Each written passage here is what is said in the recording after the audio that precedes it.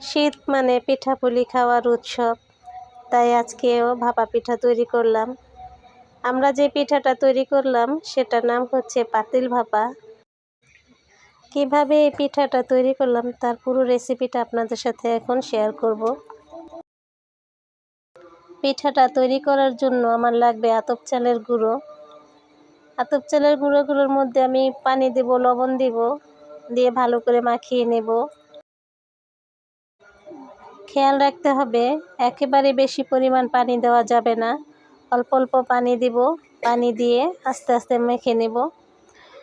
তো আমার পানি দিয়ে মাখানো হয়ে গেল। এখন আমি একটি জালির সাহায্যে আবার নতুন করে চেলে নেব। এই পিঠাটা তৈরি করার জন্য এভাবেই চেলে নিতে হয়, তাহলে পিঠাটা বানালে খুব সুন্দর হয়।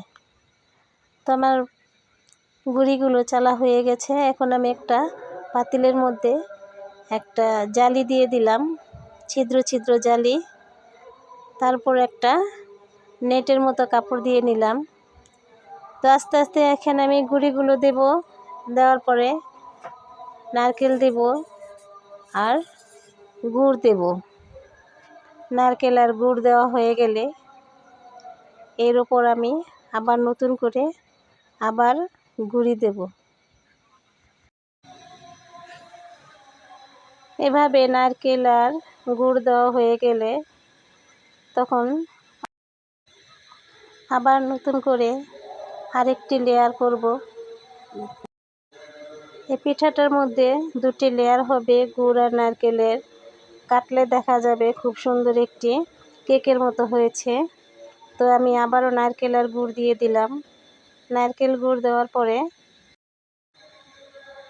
আবার আমি এখানে চালের গুঁড়ো দেব।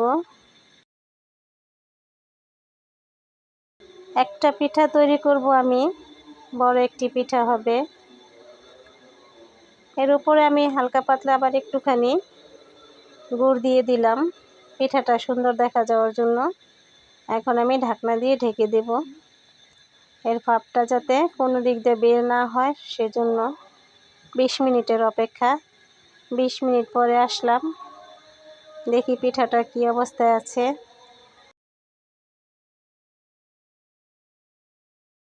হাতে চাপ দিলেই বোঝা যায় যে পিঠাটা হয়ে গেছে।